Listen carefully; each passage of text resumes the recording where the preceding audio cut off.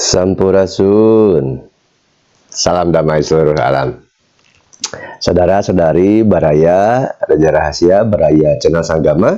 Berjumpa lagi dengan saya Raja Rahasia, dan kali ini di konten kali ini saya akan memberikan suguhan referensi berpikir mengenai halunisme dan ilusi. Tapi sebelumnya silahkan subscribe, nyalakan atau tekan logo lonceng agar dapat notifikasi atau pemberitahuan di email Anda ketika ada video terbaru dari saya. Dan tidak usah sungkan mau share video ini, like, komen ya, silahkan kemanapun. Halunisme dan ilusi, ini dia.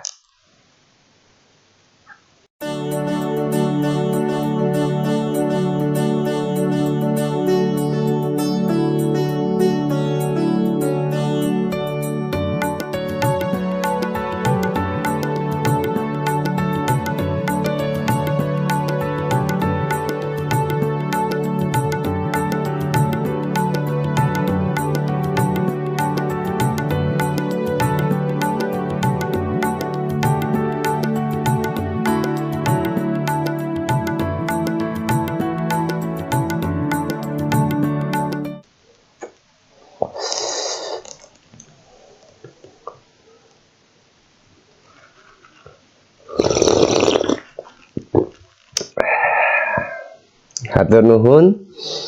Terima kasih saudara-saudari Baraya, Raja Rahasia, Baraya Channel YouTube Sanggama yang masih menantikan dan menyimak tentang halunisme dan ilusi yang akan saya sampaikan. Kata halu ini sudah menjadi seperti kacang goreng ya, gitu. Begitu mudah diungkapkan, begitu mudah dikatakan, dan begitu mudah divoniskan atau dijustifikasikan, disematkan kepada seseorang. Kepada seseorang seperti apa? Kepada seseorang yang dianggap apapun yang dia ceritakan, apapun dari pengalaman yang dialami, dari obrolan, itu tidak masuk akal. Itu tidak masuk ke ranah logika, dan lain sebagainya. Ketika halunisme atau halunisasi terjadi, maka ada yang mengaitkan juga itu adalah hasil dari ilusi. Nah, sebelum kita mengenali atau membahas tentang halunisme, halunisasi atau kehaluan pada diri seseorang, kita bedah dulu sebuah referensi dari saya tentang ilusi. Ini sempat saya sampaikan di TikTok saya, Instagram, dan kalau tidak salah di YouTube yang terdahulu sudah pernah saya sampaikan ya. Saya ulangi kembali bahwa apa sih itu ilusi? Secara simpel atau sederhana, ilusi adalah sesuatu hal yang kita ulang-ulangi terus dalam ingatan kita. Baik itu tentang kejadian, tentang informasi, tentang keyakinan atau kepercayaan yang terus diulang-ulang, diingat. Baik itu terjadi yang di masa lalu ataupun yang dikhawatirkan akan masa depan. Terkait dogma dan doktrin yang selalu disampaikan dengan penuh keyakinan dan kepercayaan, dan itu menjadi sebuah hal yang diyakini sebagai kepercayaan pasti padahal belum terjadi, itu termasuk indikasi sebuah ilusi. Anggapan, perasaan, pemikiran. Ketika kita bicara perasaan berarti melibatkan emosional, dan emosional itu terstimulan atau terasupi atau tersuplemenkan, diberi suplemen oleh si pikiran yang tidak berubah tentang suatu hal. Reka adegan tentang sesuatu yang sudah terjadi atau belum terjadi, yang dianggap nyata, yang diyakini, dipercayai secara pasti padahal tidak dialami, itu termasuk indikasi dari ilusi. Dan ketika kita menyambungkan dengan ranah halunisme, halunisasi, kebanyakan dogma dan doktrin itu membentuk halunisasi karena berawal dari sebuah ilusi yang tadi saya sampaikan. Apa itu terjemahan ilusi? Sehingga apapun yang dialami oleh manusia, baik itu melalui mimpi ataupun dalam kenyataan keseharian ketika menjalani kehidupan dengan tekanan, himpitan, rasa sakit, baik itu kekecewaan, kesedihan, kemarahan, dendam, dan apapun itu yang terjadi, ketika sebuah ilusi yang mendominasi, maka halunisasi atau halunisme lah yang menjadi teman, rekan, atau saudara seseorang di dalam menjalani kehidupan. Kalau mengenai berbicara mimpi, saya sudah membukukan semua perjalanan saya dari 2002 sampai 2017 di buku novel Dimensi Mimpi ini. Saya sebutkan Dimensi Mimpi ini sebuah novel karena 50% pengalaman pribadi dan 50% merupakan tambahan kaidah penulisan buku fiksi novel. Jadi walaupun ini ada 50% pengalaman pribadi, saya sebutnya buku fiksi. Nah, apapun yang saya alami dan jalan di sini itu merupakan dari rangkaian simbol, sindir, silip, siloka yang saat saya mengalami belum utuh pengetahuan. Akhirnya berupa sebuah reka adegan dan nama-nama yang muncul di dalam ranah semesta berpikir yang mempengaruhi emosional atau perasaan.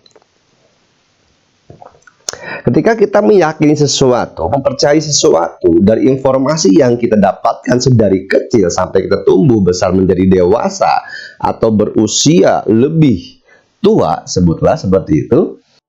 Ketika ilusi itu ada bersama kita, maka kita tidak akan pernah bisa jelas dan terang dalam menjalani kehidupan, menjalani kenyataan sebagaimana mestinya, seapa adanya.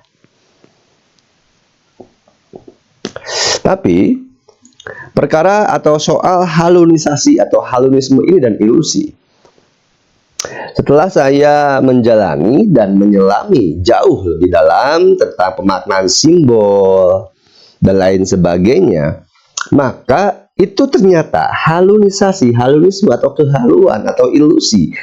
Ketika kita lanjutkan, ketika kita selami, dalami, dan dikaji, tidak hanya berpatokan kepada satu informasi, tapi banyak informasi yang kita racik menjadi sebuah komposisi untuk penyelaman mengenali diri, maka ilusi dan halunisasi atau halunisme itu menjadi pintu gerbang untuk pengenalan diri kita yang sesungguhnya, untuk kepada yang disebut ranahnya kesadaran kalau zaman sekarang, atau awareness.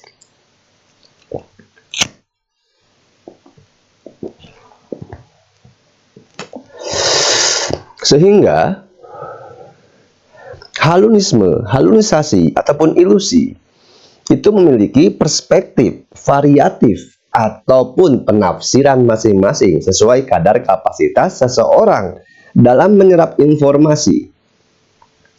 Karena informasi pun akan menjadi bahan ilusi dan halunisasi ketika kita tidak mampu membedakan mana informasi yang membangun, membuat tumbuh kembang diri kita dalam menjalani kenyataan kehidupan jadi lebih santai, rileks, tenang, damai, bahagia, atau malah jadi memperkeruh, memperumit suatu persoalan. Maka perlu kejelian, perlu ketelitian. Oleh karenanya, dahulu nenek moyang kita, lalu Nusantara, memberikan salah satu teknik dan metode. Metode teknik sangat banyak. Salah satunya adalah upawasa, atau yang sekarang lebih dikenal sebagai puasa. Banyak ya di kita disampaikan bahwa ada puasa pati geni, puasa weton, muti, puasa kalong, puasa melek, puasa bicara. Banyak sekali.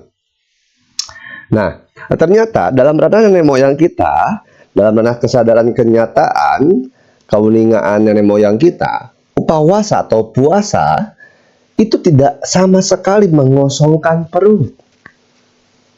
Jadi tidak memberikan suatu penderitaan atau kekosongan atau menyiksa raga, terutama pada lambung sebagai pusat pemberi atau salah satu sumber energi yang terbesar.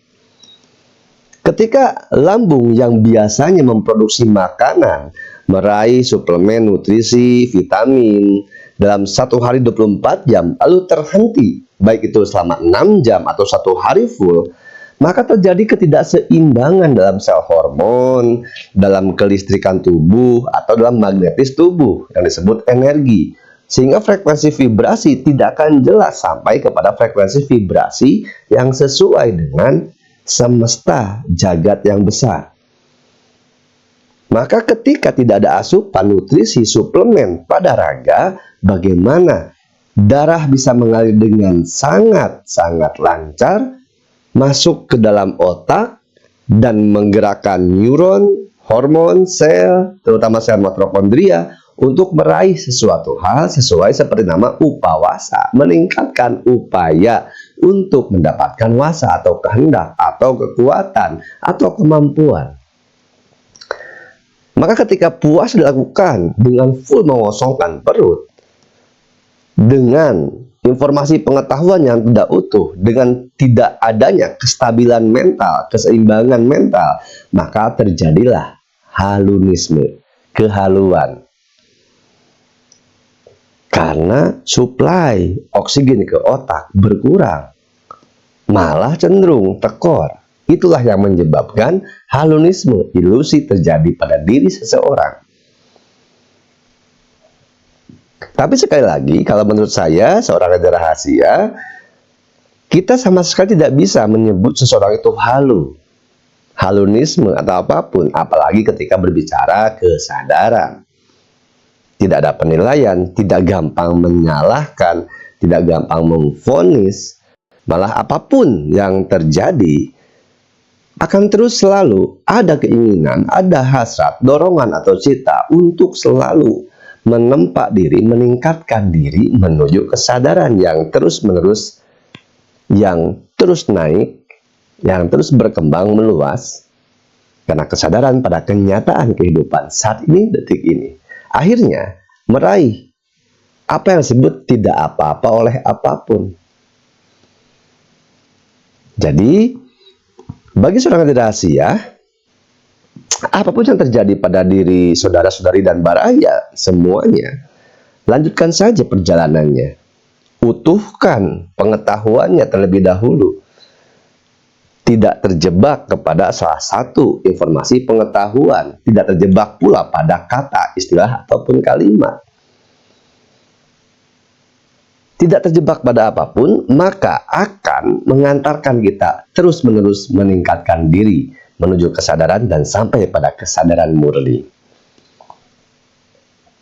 Itulah pentingnya belajar berkesadaran. Walaupun berkesadaran dan kesadaran sama sekali bukan ranah obrolan dan tidak bisa dijelaskan. Karena ketika dijelaskan, maka itu sama sekali tidak menggambarkan atau menjelaskan apa kesadaran dan apa berkesadaran, apalagi sebuah kesejatian. Yang timbul adalah hanya memberi makan ego dan membentuk egosentris, juga super ego yang jauh lebih besar, sehingga keakuan demi keakuan yang muncul. Karena manusia membuat jebakan sendiri dan terjebak sendiri tanpa disadari, maka terjadilah banyak kesadaran semu.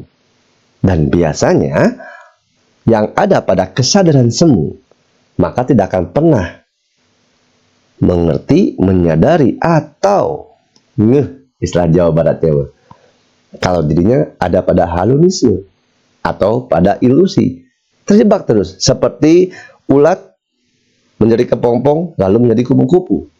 Orang yang terjebak pada halunisme, ilusi, itu seperti bagaikan ulat yang menjadi kepompong, tapi dia tidak sadar, tidak mengerti, dan dia kepompong. Padahal tujuannya bukan menjadi kepompong, menjadi kupu-kupu bermetamorfosa. Bahagia, sejahtera, selamat, kaya raya, berlimpah juga apapun, semuanya, segala selamanya, panjang umur dan mulia. Di sini senang, saya senang dimanapun senang. Silakan yang belum subscribe, like, share, dan komen, nyalakan logo lonceng. Di sini senang, di sana senang, dimanapun senang. Saya Raja Rahasia, sampai ketemu lagi. Sampurasun, salam damai, seluruh alam.